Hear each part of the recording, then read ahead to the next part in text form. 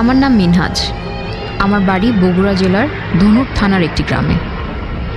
ঘটনাটা আমার মার কাছ থেকে শোনা। ঘটনাটি আজ থেকে প্রায় ৩০ বছর আগের। সময়টা শীতকাল। আমার মামা বাড়ির এলাকা মথুরাপুর ইউনিয়নের এক গ্রামে। গ্রামটি অবস্থিত সাদির দিঘি নামক একটি দিঘির পাড়ে। গ্রাম্য ভাষায় যাকে সাদির দৌ বলে। গ্রামটি বেশ বড়, প্রাকৃতিক সৌন্দর্যে ভরপুর, কিন্তু প্রতি বছর বন্যার সময় দিঘিটি পানিতে ভরপুর হয়ে যেত। সেই দিঘির পানি সেচ করে গ্রামবাসীরা জমিতে ফসল ফলাতো। সেই সময় তাই সেই দিঘি থেকে পানি সেচবার জন্য সরকারি একটি প্রকল্প থেকে বেশ কিছু মেশিন দেওয়া হয় গ্রামটিতে। তাই সরকারি অনেক মেশিন আনা হয় সেচের কাজের জন্য। যথানিয়মে পরের দিন থেকেই জমিতে সেচের কাজ শুরু হয়। কিন্তু অনেক সময় পরেও দেখা যায় যে সেখানে পানি কমছে না। এদিকে সন্ধ্যা হয়ে আসবে, সেই মেশিনগুলো পাহারা দিতে হবে, কিন্তু কেউই সেখানে থাকতে রাজি নয়। কারণ সবাই জানে সেই জায়গাটা তেমন ভালো না। এটি অভিশপ্ত একটি দিঘি। এর আগে অনেক কিছু ঘটেছে এখানে। বলে রাখা ভালো, আগের দিনে মানুষ বন্যার সময় নৌকা নিয়ে বিয়ে করতে যেত। একবার বন্যার সময় বিয়ের যাত্রীবাহী একটি নৌকা দিঘির উপর দিয়ে যাচ্ছিল। হঠাৎ পানির নিচ থেকে কিছু একটা টেনে ধরে তাদের নৌকার সবাই যখন ভয় পেয়ে যায়, তখন নৌকাটি পানিতে তলিয়ে যেতে শুরু করে। পরে নৌকার লোকজন চিৎকার করে, গ্রামবাসী ছুটে আসে। শেষ পর্যন্ত সেখানে একটি ছাগল জবাই করে ফেলে দেওয়ার পর নৌকাটি ছেড়ে দেয়। যাই হোক, এখানে এর আগেও অনেক ভয়ানক ঘটনা ঘটেছে। সেই সেচের মেশিনগুলো দিয়ে সেচের কাজ চলছিল। একদিকে সন্ধ্যা হয়ে আসবে, তখন কি করার? অনেক খোঁজ করার পর সে এলাকার মসজিদের ইমাম রাজি হলো সেখানে থাকতে এবং মেশিনগুলো পাহারা দিতে। বলে রাখতে হয়, মসজিদের ইমাম সাহেব ছিল খুব সাহসী এবং পরহেজগার একজন ব্যক্তি।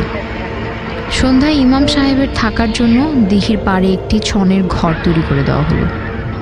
যথা নিয়মে সে সন্ধ্যায় সেখানে অবস্থান নিল, আর খাবার সেখানে দিয়ে আসা হলো। ইমাম সাহেব সেখানে মাগরিবের নামাজ আদায় করলো। নামাজের পর সে খাওয়া দাওয়া শেষ করলো। তখন এশার আজান হচ্ছিল।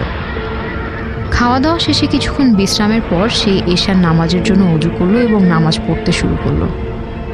আর তখনই ঘটল সেই ভয়ানক বিভীষিকাময় ঘটনা। ইমাম সাহেবের নামাজ প্রায় শেষ। সে প্রথমে ডানে সালাম ফিরল। তারপর যখনই সে বাম দিকে সালাম ফিরতে তাকালো, সে ঘরের জানালা দিয়ে যা দেখলো তা কেউ নিজ চোখে না দেখলে বিশ্বাস করবে না। সে দেখল সেই দিঘির ভেতর থেকে নূরের মতো ঝলমলে গলিত সীসার ন্যায় ভয়ানক চেহারার একটা মানুষ আকৃতির একটা প্রাণী দিঘির পানির দিক থেকে তার দিকে উঠে আসছে। এমন জিনিস সে চোখে কোনোদিন দেখেনি। সে এটা দেখে তৎক্ষণাৎ কাঁপতে শুরু করলো। তার নাক, মুখ, সারা শরীর ঘামে ভিজে যেতে লাগলো। তার সাহস যেন হেরে গেল ভয়ের কাছে। সে ক্রমাগত সূরা দোয়া পাঠ করতে লাগলো, কিন্তু তার মুখ থেকে এড়ে এড়ে আসছিল। তাও সে তার সাধ্য মতো তেলাওয়াত করতে লাগলো। সে অনেক সূরা তেলাওয়াত করল, কিন্তু কোনোভাবেই সেই বিভৎস প্রাণীটি থামছিল না, তার দিকে আসছিল। সে ভাবছিল এটাই তার শেষ রাত। প্রাণীটি আস্তে আস্তে তার ঘরের কাছাকাছি এসে গিয়েছিল। ইমাম সাহেব নড়তে পারছিল না। সে সূরা পাঠ করতে করতে শেষে সূরা ইয়াসিন পাঠ করতে লাগলো। আর তখনই প্রাণীটি তার ঘরের বারান্দার কাছ থেকে ঘুরে গেল আর বিভৎস কণ্ঠে বলল, আজ বেঁচে গেলি। তখন ইমাম সাহেব দৌড় দিয়ে রমিস মিয়ার বাড়ির উঠানে গিয়ে সেন্সলেস হয়ে পড়ে যান। পরে যখন তার জ্ঞান আসে, তখন সে সব কিছু খুলে বলেন। তারপর তিনি কিছুদিন অসুস্থ ছিলেন। পরে সেখানকার ইমামতি ছেড়ে দিয়ে চলে যান। হয়তো সেদিন ইমাম সাহেব পবিত্র এবং নামাজরত থাকার কারণে বেঁচে গিয়েছিলেন। বেঁচে গিয়েছিল একটি নিষ্পাপ প্রাণ। আজও সেই দিঘিতে পানি শুকায় না, সারা বছরই সেখানে পানি থাকে।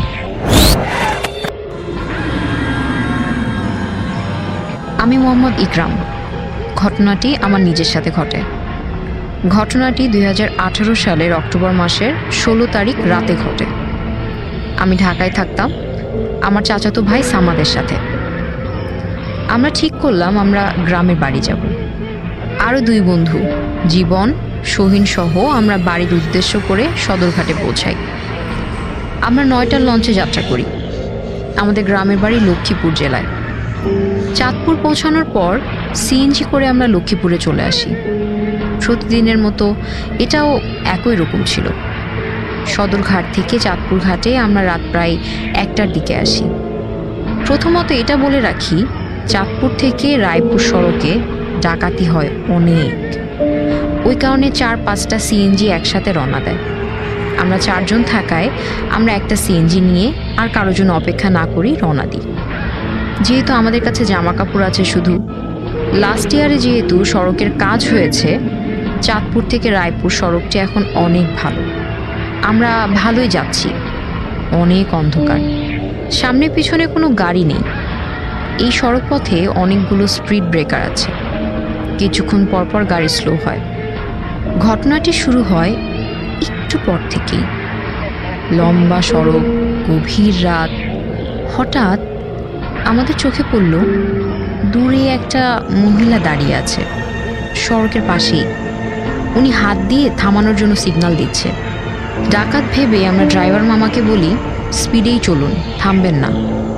কিন্তু আমরা যত স্পিডেই চলছি না কেন, ওই মহিলা ঠিক আগের জায়গায়। আমাদের মনে হচ্ছে আমরা আমাদের জায়গায় আছি। কিছু বুঝে উঠতে পারছিলাম না। স্বাভাবিক ভেবে নিলাম। গাড়ি ওনার কাছে গিয়ে স্লো করে। মহিলাটি কালো হিজাব, বোরখা টাইপের লম্বা পোশাক পরা ছিল। মুখ দেখা যাচ্ছিল না। উনি বলেন, আমি খুব বিপদে আছি, সামনে স্টেশনে যাব, আমাকে নিয়ে চলো। আমরা 4 জন থাকায় আমি বললাম, দেখুন জায়গা নেই, একটু পরেই গাড়ি আসবে, আপনি একটাই উঠে যেন। উনি অনেক রাগান্বিত স্বরে বলল, আমি তোমাদের সাথেই যাব। হঠাৎ আমি লক্ষ্য করলাম আমাদের পেছনে রেখে আসা 10 মিনিট এবং সামনেও কোনো বাড়ি নেই। সামেদকে বলছিলাম আমি, এই মহিলা এখানে কি করে আসছে? আশেপাশে তো কোনো বাড়িও নেই, সড়কের পাশে খাল জঙ্গল। সামেদ মহিলাটিকে বলে, দেখুন পরের গাড়িতে আসেন, আমাদের যেতে হবে। এরকম বলতে বলতে সামেদ বলে ওঠে, আপনি এখানে কি করে আসলেন? বাড়ি কই আপনার? উনি হাত দিয়ে পেছনে দেখালেন, যা আমরা আশা করিনি। পিছনে তো সব জঙ্গল, মানুষ বসবাসের উপযোগীই না। তখন আমাদের পেছনে একটা সিএনজি এসে স্লো করে। ওই ড্রাইভার মামা জিজ্ঞেস করে, ভাই কোনো সমস্যা? আমরা ওনাকে বলি, একজন নিতে পারবেন? উনি বলে, হ্যাঁ পারবো, ওনাকে নিয়ে যান। এটা বলে তাকিয়ে দেখি সেখানে কেউ নেই। আমরা সবাই তো অবাক, সবার চোখ কপালে উঠে গেল। কোথায় হারিয়ে গেল কয়েক সেকেন্ডের মধ্যে? সড়কটি পুরো সোজা ছিল, পেছনে বা সামনে গেলেও ওনাকে দেখার কথা, কিন্তু উনি নেই। আমরা খুব ভয় পেয়ে যাই। তখনই বুঝতে পারি ব্যাপারটা। সবার মধ্যে অনেক ভয়ের সৃষ্টি হয়ে গেল। পাশের সিএনজি মামা বুঝতে পারে।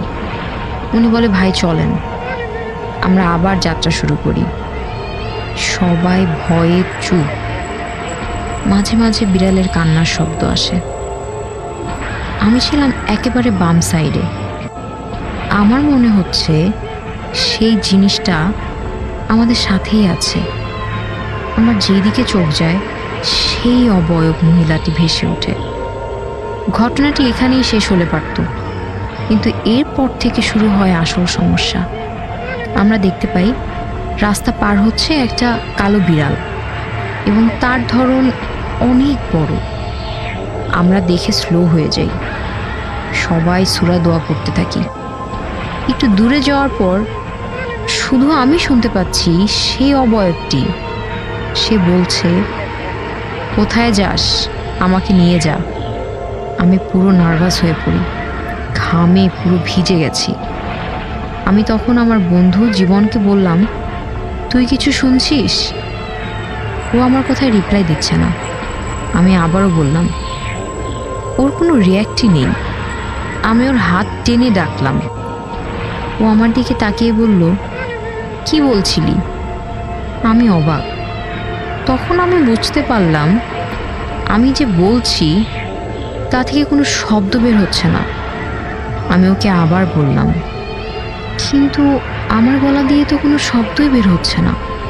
ও আমাকে বলছে, এমন সময় এমন মজা করা ঠিক না।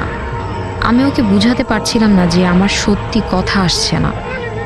তখন আমার চোখ দিয়ে পানি পড়া শুরু হয়। ওরা বলে, কি হয়েছে, কান্না কেন? কিন্তু আমি বলতে পারছি না যে আমি কথা বলতে পারছি না। আমার চোখ যেই বাহিরে গেল, দেখলাম সেই অবয়ব আমার দিকে তাকিয়ে আছে, একেবারে আমার সামনে, ওই মুখটা। আমি এক চিৎকার দিয়ে অজ্ঞান হয়ে পড়ি।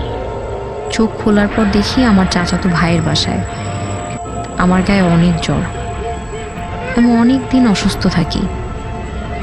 সবসময় ভয় কাজ করত। অনেক অসহায় হয়ে পড়ি। একজন বড় হুজুরকে দেখানো হয় আমাকে। ঘটনাটি আজও শেষ হয়নি। এত বছর শেষ হয়ে গেল দেশের বাহিরে, এখনো আমি প্রায় স্বপ্নে সেই অবয়বটা দেখতে পাই। মাঝরাতে চিৎকার দিয়ে উঠি। রাতে ছাদে থাকলে মনে হয় কেউ একজন আমার সাথে আছে। প্রায় রাতে এমন হয় যে কিছু সময় আমার গলা দিয়ে কথার শব্দ আসে না। যখন মনে মনে সূরা পড়ি, একটু পর আমি পুরো হালকা হয়ে যাই। একটা অবাক করা বিষয় হলো, আমার আজ পর্যন্ত কোনো বড় সমস্যা হয়নি। কিছু কথা বলবো যে আসলে অতিরিক্ত ভয় অনেক সময় কিন্তু আপনার বিপদের কারণ হয়ে দাঁড়াতে পারে।